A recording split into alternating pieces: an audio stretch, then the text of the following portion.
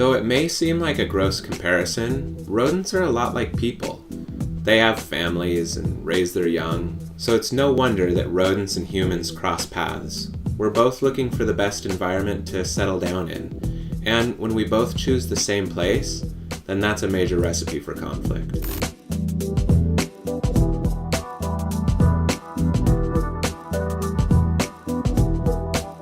Pretty scary to think this could be in your home, right?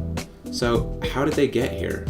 Well, as with all pests, it starts on the outside. Rodents are versatile little guys.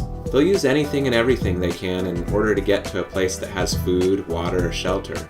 Their favorite place to nest is the attic. But how do they get from down here to up there? Well, if your home has a brick facade or really any sort of textured front, those rodents can scale right up the wall. They come in through any little spots that haven't been sealed, a lot like the ones you see here. Once they get in, they've basically got free rein to run around your entire home.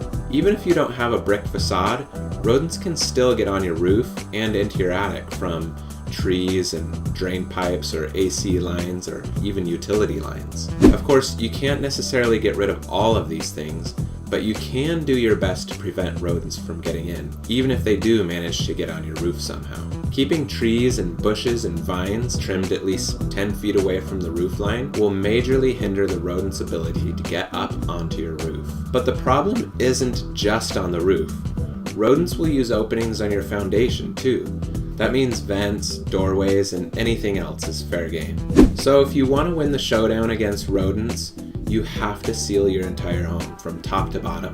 From the crawl space to the attic space, any opening the size of a quarter or larger needs to be sealed up tightly. If you're not sure what to look for or don't feel like you can tackle the job on your own, partner with Pro Pacific Pest Control.